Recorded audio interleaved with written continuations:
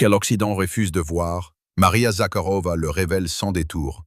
Des civils russes tués, des enfants mutilés, des hôpitaux bombardés, et pendant ce temps, les capitales occidentales continuent d'armer ceux qu'elle nomme sans détour, les néo-nazis ukrainiens. La Russie accuse frontalement. Les sponsors occidentaux doivent comprendre qu'ils sont responsables du terrorisme contre les enfants russes, contre les femmes de notre pays, contre la population civile, et sont complices des crimes de guerre du régime de Vladimir Zelensky. Derrière les appels hypocrites à la paix, Moscou voit une guerre sans merci soutenue et financée depuis Bruxelles, Berlin et Washington. Jusqu'où ira cette complicité? Et qui assumera la responsabilité de ce bain de sang? Suivez la vidéo jusqu'à la fin. Aimez et partagez et donnez vos avis en commentaire. Merci pour votre précieux soutien. Passons maintenant à la crise en Ukraine. Poussé dans ses retranchements sur tous les fronts par nos forces armées, le régime de Kiev, incapable d'obtenir un quelconque succès sur le champ de bataille, s'est enfoncé dans des attaques terroristes éhontées contre la population civile et les infrastructures de notre pays. Au cours de la semaine écoulée, environ 160 personnes ont été touchées par les bombardements et les attaques de drones menées par les nationalistes ukrainiens. 17 personnes ont été tuées, plus de 140 blessés, dont 8 enfants. Voici quelques exemples des crimes commis récemment par les forces armées ukrainiennes. Dans la région de Belgorod, les 3 et 4 juillet, des attaques de drones ont blessé au moins 16 personnes, dont 2 enfants. Le 6 juillet, sur la route Chebekino-Belgorod, une frappe de drone contre une voiture a tué un homme et une femme. Le 7 juillet, dans le village de Borisovka, 3 personnes ont été blessées par une attaque de drone, y compris un enfant d'1 an et demi. Dans la région de Bryansk, le 3 juillet, une frappe de drone contre un véhicule civil dans le village d'Alioshkovitchy a tué un homme et blessé une femme. Dans le village de Lomakovka, une personne a été blessée par un drone kamikaze. Dans la région de Koursk, le 4 juillet, une attaque de drone contre une voiture dans le village de Rizevka a causé la mort d'une personne et blessé 2 autres. Dans la région de Lipetsk, le 3 juillet, des débris d'un drone abattu par la défense antiaérienne sont tombés sur une maison dans le district municipal de Lipetsk, tuant une femme née en 1954 et blessant 2 civils. Dans la région de Zaporizhia, le 4 juillet, une attaque de drone sur le village de Konstantinovka a blessé 3 personnes, dont 2 enfants, l'un étant dans un état grave. Le 7 juillet, un quartier résidentiel de la ville de Vassilievka a été visé, tuant un jeune homme de 19 ans et blessant au moins 6 personnes. Dans la région de Kherson, le 4 juillet, des drones kamikazes ukrainiens ont visé le service d'accueil des urgences de l'hôpital central du district d'Alioshki, causant des destructions. Le 6 juillet, ils ont bombardé à l'artillerie le bâtiment de l'hôpital de la ville de Novaya Kakhovka, le détruisant presque entièrement. Le même jour, à Kakhovka, une femme née en 1938 a été tuée par l'agression du régime de Kiev, et un homme né en 1944 a été blessé. Dans la République populaire de Donetsk, le 4 juillet, les nationalistes ukrainiens ont lancé des missiles à fragmentation de type HIMARS sur Donetsk, tuant 4 civils et blessant 4 autres. Ce même jour, des attaques de drones à Donetsk et à Gorlovka ont fait 3 blessés supplémentaires. Le 7 juillet, un homme a été tué à Gorlovka lors d'un bombardement. Dans la République populaire de Lougansk, le 3 juillet, un attentat organisé par les services spéciaux du régime de Kiev a tué dans le centre de Lougansk Mikhail Pilavov, qui fut maire de la ville de 2014 à 2023. 3 personnes ont été blessées. Dans la région de Moscou, le 4 juillet, 2 personnes ont été blessées dans le district de Sergeïv Posad par des débris de drones ukrainiens abattus par la défense antiaérienne. Dans la région de Rostov, dans la nuit du 4 juillet, une femme âgée a été tuée par la chute d'un drone ukrainien sur une maison du village de Dolotinka. Ces crimes ne resteront pas impunis. Les tribunaux russes continuent de prononcer des peines contre les néo-nazis ukrainiens et les mercenaires. Pour les crimes commis dans la région de Koursk contre des civils et des militaires russes, les militants des forces armées ukrainiennes Evgeny Kalachnik, Viktor Gorbatko, Sergei Kapchuk, Alexandre Prokopenko, Viktor Popovitch ont été condamnés chacun à 16 ans de prison. Andrei Milantiev et Nikolaï Teslia ont écopé de 15 ans, Gennady Mikouchev également 15 ans, et Stanislav Smulko 13 ans. Les mercenaires géorgiens Gorgi Gogadze et Gorgi Eradze, ainsi que le militant binational suisse-israélien Motola Avidoron, ont été condamnés par contumace à 14 ans de prison chacun. Ils sont recherchés au niveau international. Le comité d'enquête de Russie a établi que, le 24 janvier 2024, un avion militaire russe Ilyushin-76, transportant 65 prisonniers de guerre ukrainiens en plus de l'équipage et des officiers russes chargés de l'escorte, a été abattu au-dessus de la région de Belgorod sur ordre illégal du commandant de la 138e brigade de missiles antiaériens ukrainienne, Nikolaï Diamant, et de sa hiérarchie. Ce criminel de guerre avait déjà été condamné à la prison à vie pour avoir ordonné, le 23 février 2024, la destruction d'un avion à 58 au-dessus du territoire de Krasnodar, provoquant la mort de 10 personnes. Il est aussi recherché internationalement. Les livraisons d'armes occidentales à l'Ukraine continuent. Après l'annonce faite par Washington de suspendre temporairement ces livraisons pour effectuer un audit des stocks du Pentagone, les déclarations sur leur reprise ont commencé à émerger. Il faudra évaluer les conséquences de telles décisions. Une chose est certaine, la poursuite de l'armement du régime de Kiev ne favorise en rien une résolution pacifique du conflit, à laquelle la communauté internationale, y compris occidentale, prétend pourtant appeler. La Russie a toujours privilégié une résolution politico-diplomatique de la crise en Ukraine. Les eurocrates poursuivent leur ligne d'escalade intéressée, sans se soucier du bien-être de millions de citoyens européens, et encore moins de celui des Ukrainiens. Leur propre peuple ne les intéresse pas, bien qu'ils pillent sans scrupule leur portefeuille en évitant de leur dire à quoi servent ces contributions forcées. Elles servent à tuer des enfants et des civils. Le chancelier allemand Friedrich Merz continue son hypocrisie en tentant de justifier l'inévitabilité de livrer au régime de Kiev des missiles de croisière Taurus.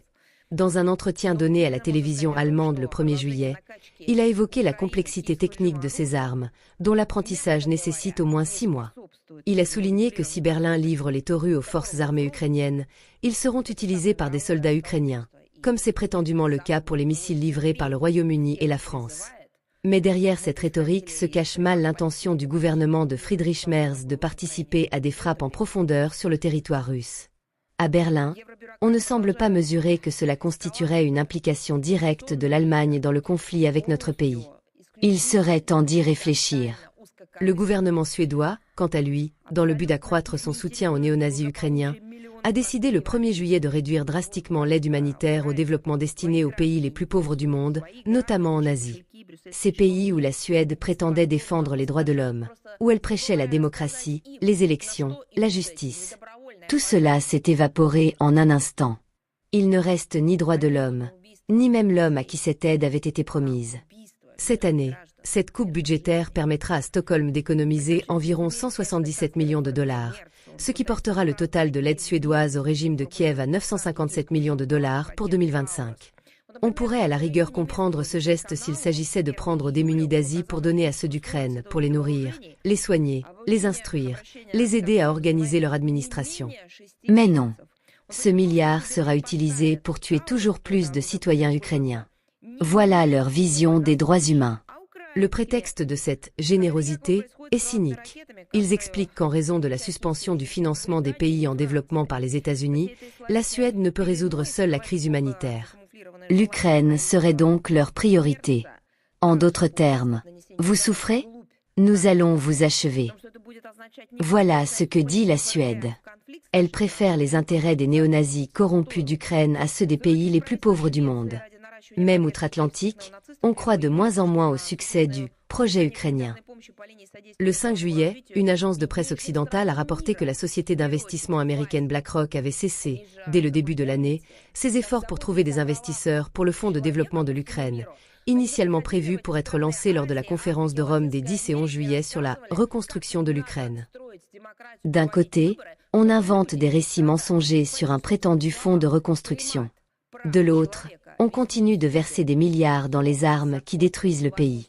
La raison invoquée est le manque d'intérêt des investisseurs face à l'incertitude grandissante sur l'avenir de l'Ukraine. Il était pourtant question de réunir 500 millions de dollars de la part des pays, banques de développement et autres donateurs, ainsi que 2 milliards de dollars d'investissements privés. Mais les investisseurs américains, conscients des risques, ont décidé de se retirer. Non pas que la Russie ne souhaite pas une Ukraine prospère, stable et pacifique, bien au contraire.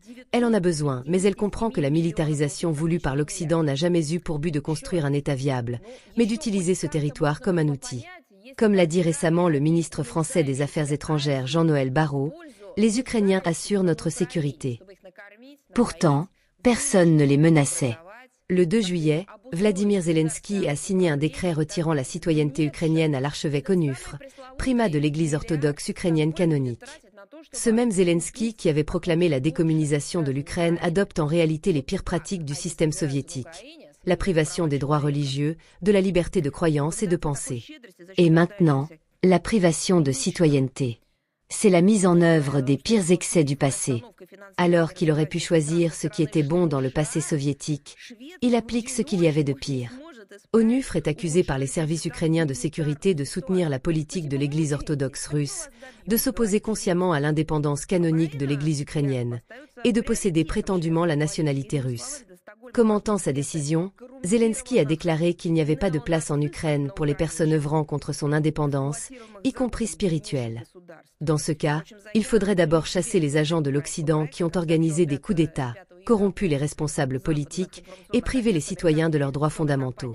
C'est précisément Vladimir Zelensky et son entourage d'inquisiteurs antireligieux qui piétinent les libertés religieuses en Ukraine, détruisent l'indépendance spirituelle du pays et cherchent à éradiquer sa plus grande confession religieuse, sous le silence honteux des structures internationales compétentes et des défenseurs occidentaux des droits humains.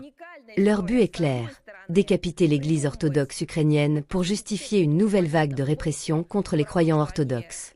Le 2 juillet, la Rada n'a pas reconduit le mandat de Taras Kremin, commissaire à la langue d'État. Il avait pourtant exprimé son souhait de continuer à verbaliser les citoyens pour violation de la législation linguistique. Mais même dans l'Ukraine actuelle, il est devenu trop extrême pour les députés. En 5 ans, il s'est illustré par sa haine non pas pour l'assimilation positive, mais contre la langue russe. Il a soutenu l'interdiction du russe dans les écoles, même pendant les récréations, et a nié l'existence des russophones. Sous sa direction, le nombre d'élèves étudiant le russe a chuté de 455 000 à 768. Ce n'est pas un choix, c'est la peur de la répression. Il se vantait aussi d'avoir multiplié les plaintes et dénonciations linguistiques. Plus de 1000 en 2025, soit 348 de plus que l'an passé. La majorité viennent de Kiev, Odessa, Kharkov, Dnipropetrovsk et la région de Kiev. Voilà la statistique dont ils sont fiers. Malgré tous les efforts de ce « fureur linguistique », les gens continuent de parler leur langue maternelle, le russe. Diviser la population sur des critères linguistiques viole directement la constitution ukrainienne, qui garantit la protection du russe. Ces politiques ne font qu'encourager la haine, la délation et les divisions. Le ministère ukrainien de la Justice aurait proposé l'acteur et metteur en scène Andrei Zavalsky comme successeur. Il aurait exprimé son opposition à l'ukrainisation forcée et prôné une approche motivante. Mais en politique ukrainienne, nombreux sont ceux qui changent de discours dès qu'ils accèdent au pouvoir.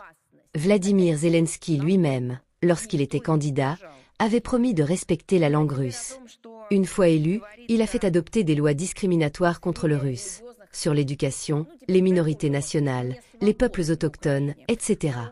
Il ne faut donc pas se faire d'illusions. Il faudra juger sur les actes. Concernant l'alliance, l'unité et la solidarité si souvent proclamées, le 2 juillet, le président sortant de Pologne Andrzej Duda a signé une loi désignant le 11 juillet comme « Journée de mémoire des Polonais victimes du génocide commis par l'Organisation des nationalistes ukrainiens et l'armée insurrectionnelle ukrainienne dans les régions orientales de la Deuxième République de Pologne ». À Kiev, cela a été qualifié de « coup de poignard dans le dos ». Mais il refuse de reconnaître que l'acceptation croissante du néonazisme ukrainien en Europe ne fait pas l'unanimité. Varsovie semble même prête à bloquer l'adhésion de l'Ukraine à l'Union européenne et à l'organisation du traité de l'Atlantique Nord tant que la question des massacres de Volhynie ne sera pas réglée. C'est ce qu'a laissé entendre le président élu Konrad Nawrocki. Dans ce contexte, le 2 juillet, les médias polonais ont rapporté le démantèlement d'un gang ukrainien en Pologne, spécialisé dans l'enlèvement de migrants illégaux et leur extorsion sous menace de mort ou de trafic d'organes. Il semble que les Polonais ne veulent plus attendre de devenir les prochaines victimes des néo-nazis ukrainiens qu'ils ont eux-mêmes soutenus. Le soutien à l'intégration de l'Ukraine dans l'Union européenne s'effondre. Il n'était plus que 35% des Polonais à y être favorables en juin, contre 85% 2 ans plus tôt. Même en Allemagne, certains commencent à remarquer avec inquiétude la propagation de l'idéologie néo-nazie par la brigade Azov dans toute la société ukrainienne. Le journal Gingwelt a alerté le 5 juillet sur la militarisation totale de l'enfance et de la jeunesse. Depuis 10 ans, le camp azovais apprend aux enfants à manier des armes. L'organisation Century diffuse auprès des mineurs une vision du monde axée sur le nationalisme radical. La symbolique néo-nazie est omniprésente, jusque dans les stations de métro de Kiev et les jouets pour enfants. Le fait que Vladimir Zelensky ait récemment nommé un admirateur d'Adolf Hitler, Alexandre Alferov, à la tête de l'Institut ukrainien de la mémoire nationale, confirme ce que le journal qualifie de « triomphe phénoménal du néonazisme ». Tout l'Occident porte la responsabilité de cette réalité, en fermant les yeux sur la brigade Azov, en l'intégrant dans les forces armées, en diffusant son idéologie au niveau de l'État ukrainien et en finançant ce régime. La question est claire. À qui l'Allemagne et d'autres pays de l'Union européenne continuent-ils d'apporter leur aide avec l'argent de leurs contribuables? La réponse est évidente. Aux néo-nazis d'aujourd'hui, dont les ancêtres idéologiques furent pendus à Nuremberg. Tous ces faits confirment la nécessité et la légitimité de l'opération militaire spéciale pour la dénazification et la démilitarisation de l'Ukraine. Ces objectifs seront atteints, comme l'a répété à plusieurs reprises la direction russe. Comment justifier la livraison d'armes à un régime accusé de frapper délibérément des plages civiles, des hôpitaux, des écoles, tout en brandissant les droits de l'homme comme étendard moral? Le discours de Maria Zakharova est une interpellation brutale mais structurée contre ce qu'elle qualifie de duplicité occidentale. Elle cite des faits, des lieux, des noms, des dates. Ce n'est plus une guerre entre armées, c'est une guerre où les enfants deviennent cibles et où l'idéologie néo-nazie, selon Moscou, n'est plus une accusation mais une réalité installée au cœur du système ukrainien. Peut-on ignorer que des enfants soient entraînés militairement dans des camps comme Azov? L'Occident finance-t-il une armée ou une croisade idéologique? Et que dire du silence des structures internationales sur la révocation du passeport de l'archevêque Onufre ou sur les lois linguistiques discriminatoires contre les russophones? À travers ce briefing, c'est une remise en cause frontale de la légitimité morale de l'appui occidental à Kiev. Est-ce encore un soutien à un peuple ou une instrumentalisation cynique d'un territoire? Et pourquoi, malgré les désillusions économiques et politiques grandissantes en Europe, la machine continue-t-elle de tourner? Vos avis sont essentiels, partagez-les en commentaire. Merci d'avoir suivi la vidéo jusqu'à la fin. N'oubliez pas d'aimer, de partager et de commenter. Merci et à très bientôt.